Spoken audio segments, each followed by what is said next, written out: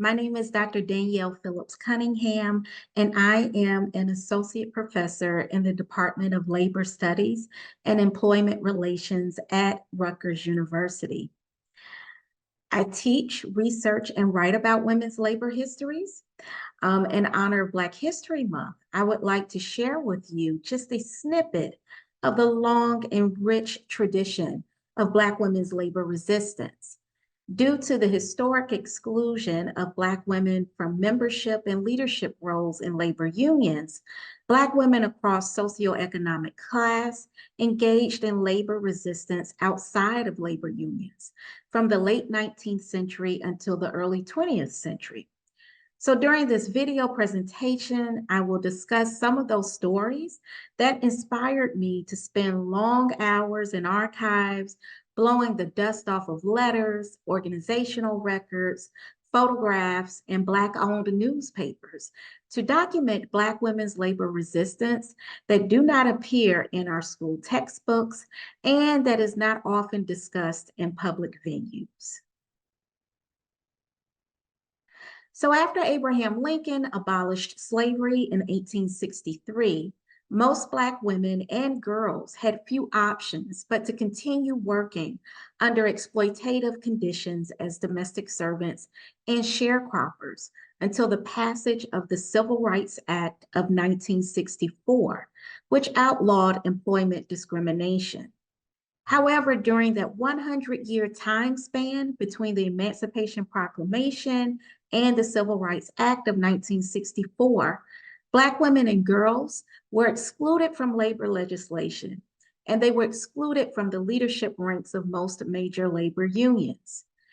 In the absence of legal protections and union representation, Black women formed their own labor movement.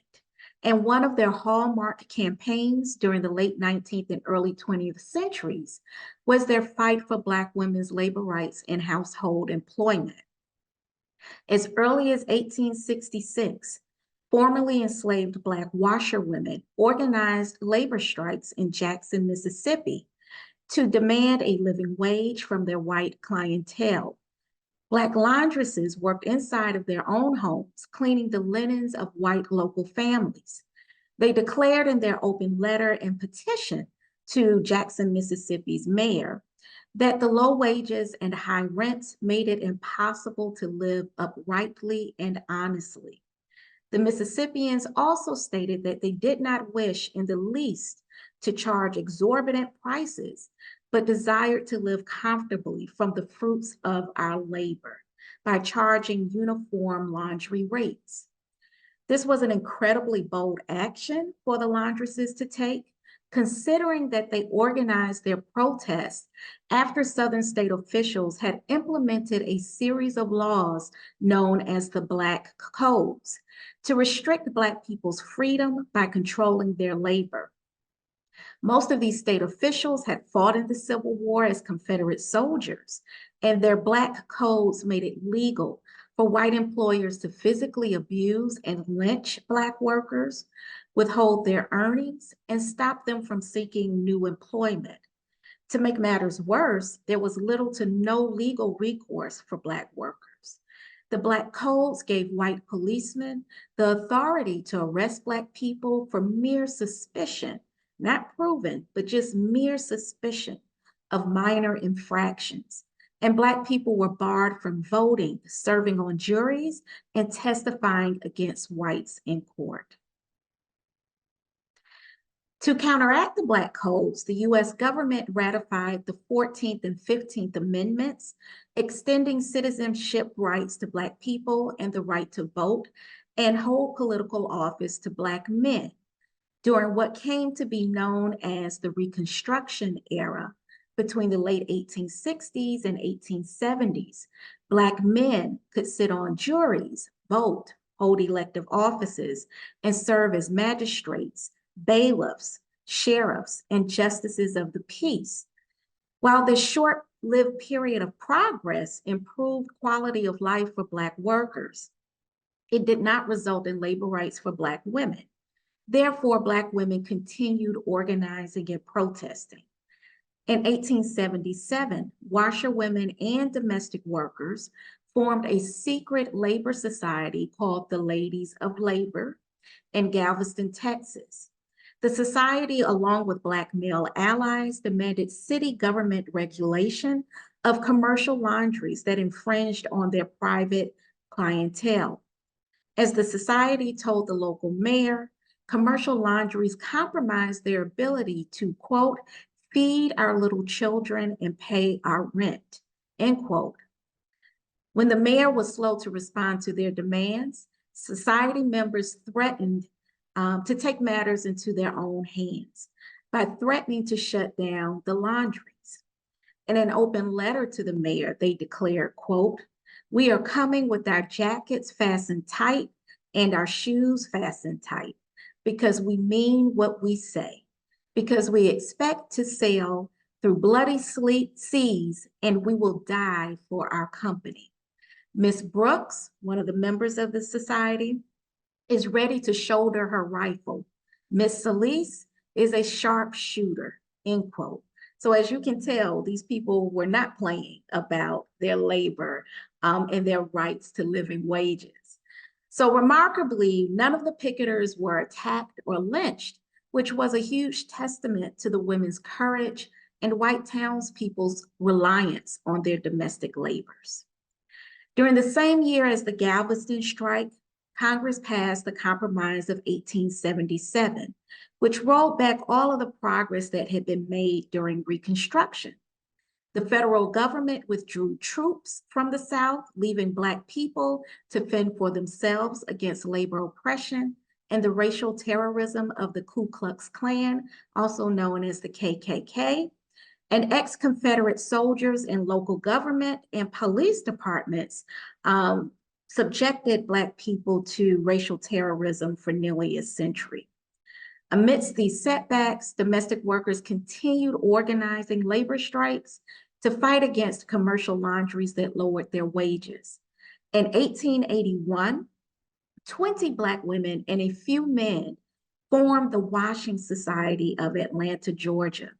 And the organization quickly grew into a 3,000 person membership.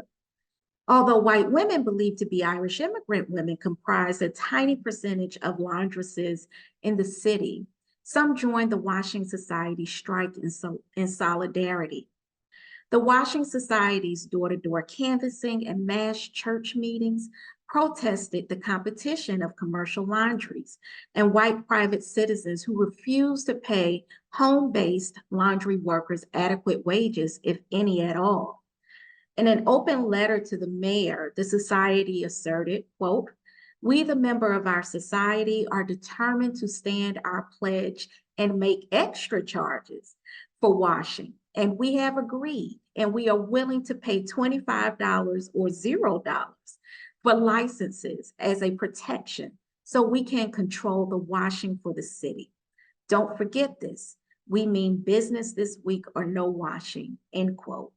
So again, this was a very bold action for the Atlanta Washing Society to take, given that we are now in the Jim Crow era, where it is legal to lynch Black people, to kill any Black person who is seen as stepping out of line. And so the Atlanta Washing Society was still successful at stopping the building of commercial laundries in the city for over 40 years because of their very sophisticated methods of labor organizing. So the National Association of Colored Women's Clubs, a national organization of primarily Black middle-class women, was also critical to organize resistance against the systemic exploitation of Black women wage earners. Beginning in 1896, Black club women established schools, child care facilities, organizations, settlement homes, occupational training and general education courses, and employment services for wage-earning Black women and their children in rural towns and cities all across the United States. They also organized labor conferences and conducted qualitative and quantitative studies about racial and gender inequalities in the labor sector. Selena Sloan Butler, who is featured here on this slide, is a graduate of Spelman College, and she was the first club woman to document the convict leasing system. And that system was a precursor to what is now known as the prison industrial complex. Black women and girls, girls as young as 10 years old, were imprisoned for minor infractions and forced to work in chain gangs. Butler actually visited Black women and girls in prison cells and took copious notes about their working and living conditions to expose prison officials who sexually assaulted them and submitted them to inhumane working conditions. As she noted in her report, quote, "Only a few weeks ago, I sat by a young woman who sat in her bed dying from a loathsome disease, brought on by exposure and aggravated by neglect. While serving out a sentence in the chain gang camps, her condition became so alarming that friends secured a pardon for her. She was taken to her home in an alley where soon afterwards she died." So, as if the prison conditions weren't bad enough, judges extended the captivity of Black women in the prison regime by contracting them out to labor as domestic servants in white homes while under parole. While working in these homes, Black women and girls were under constant surveillance and harassment, and they faced the threat of re-imprisonment if warders determined that they did not meet the moral and work requirements of the domestic service assignment. And so, because of the studies of Selena Sloan Butler and her National Association for Colored Women colleagues, they were able to force the outlaw of the convict leasing system in the state of Georgia by the early 1900s. So Nannie Helen Burroughs, another outspoken leader in the National Association of Colored Women, sought to unionize Black women into their own labor union. In 1921, she and her colleagues established the National Association of Wage Earners in Washington, D.C.